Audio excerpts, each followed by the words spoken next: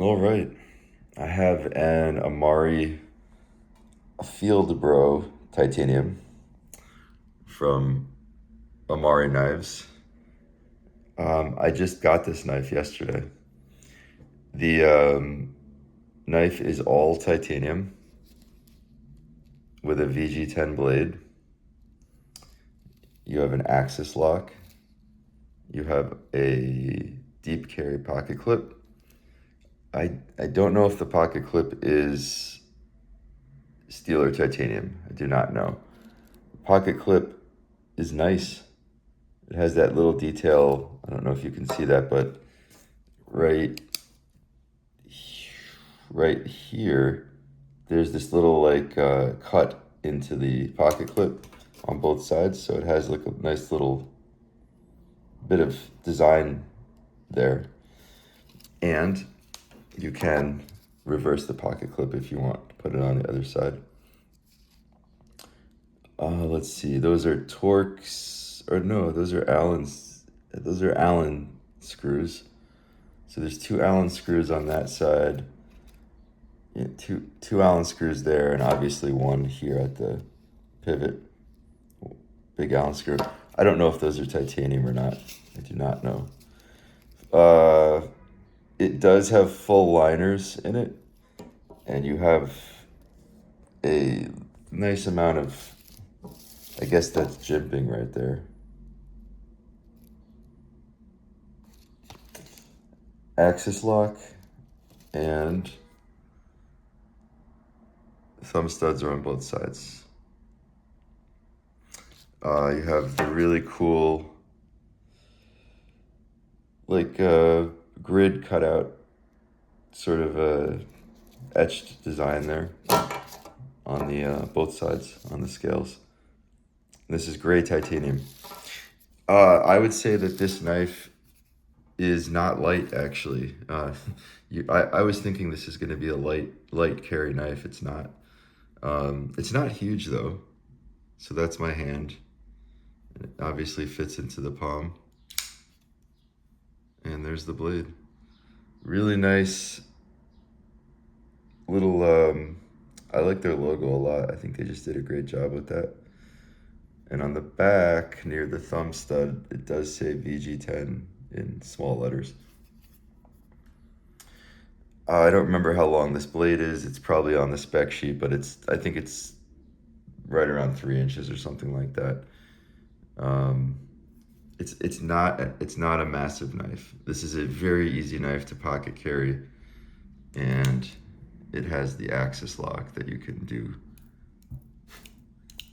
cool stuff with. It's a little bit not broken in at all, but easily you can close it.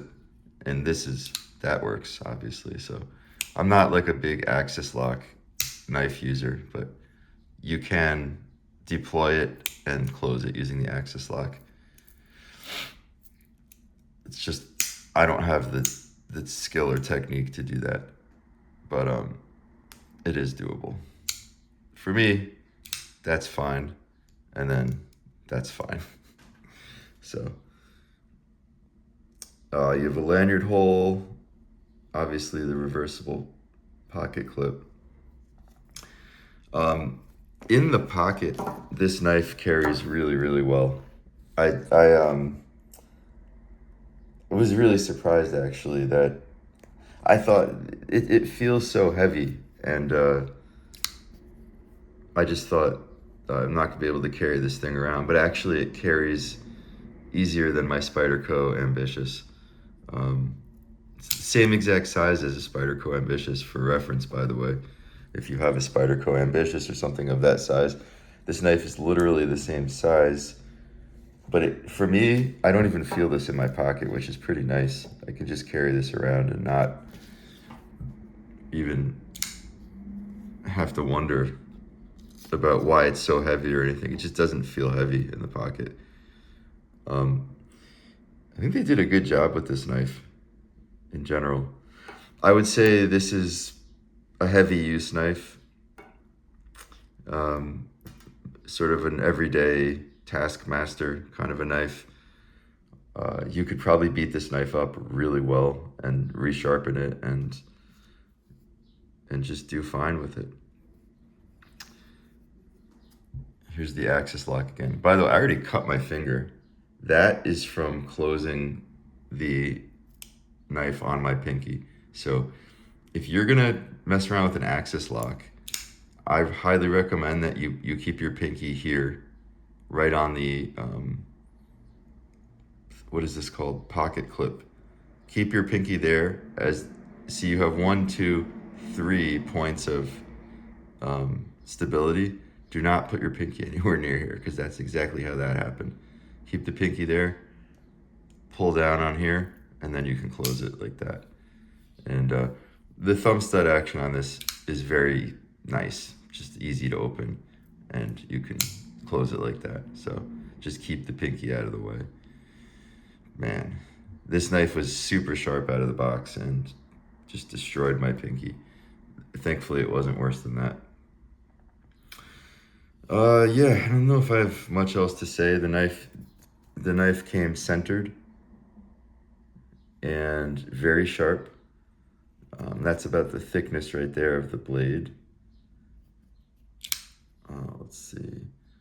It's not a it's not like a nothing blade. This is a really significant feeling blade to me.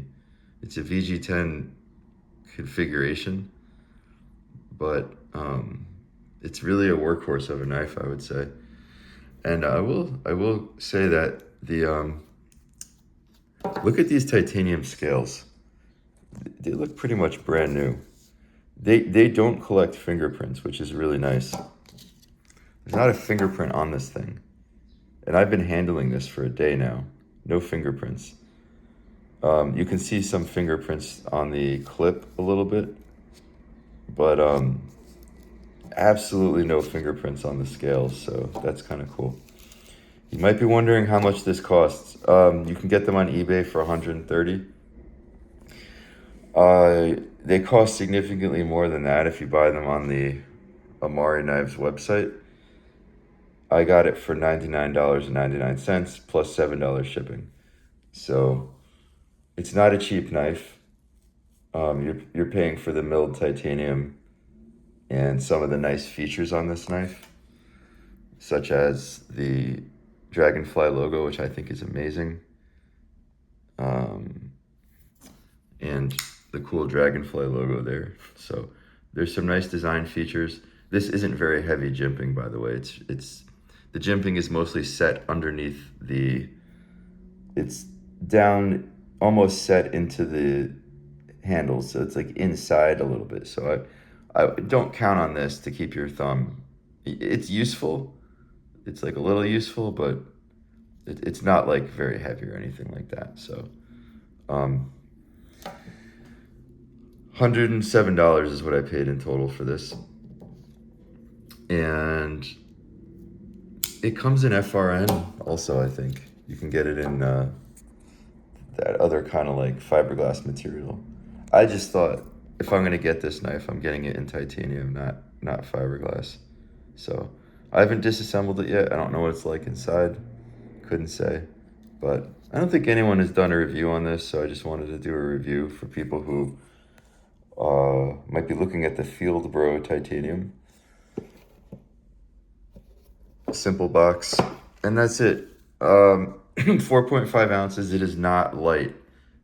I pulled this out of the box and I was like, man, how am I gonna carry this thing? But for whatever reason, like the actual ergonomic design of this, I don't even feel this in my pocket, which is really great. So this is eminently carryable for almost anyone. The designer, I can't remember his name. This knife is built by Real Steel. So it's built in China by Real Steel, which is a knife manufacturing company that has been around for a while. And it's designed by a German designer, but it's definitely made in China, the knife. But it's well made, and it's a very, it really has a weight to it. It really does.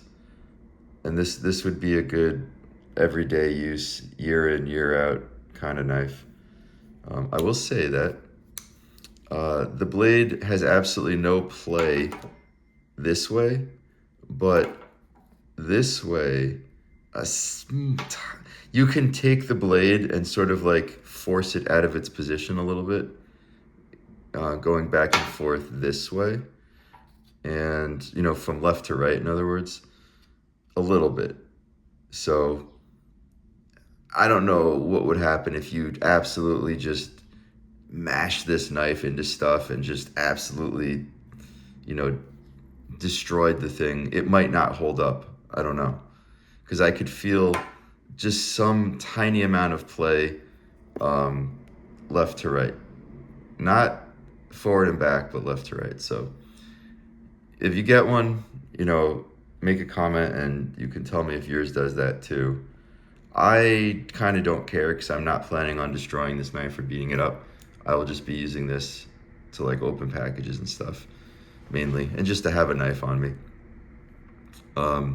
Yeah, so I think that's it. That's my review. That's what I wanted to say. If you have any questions about this, feel free to make a comment, and if I see your comment, I'll write back. But I think it was a good purchase.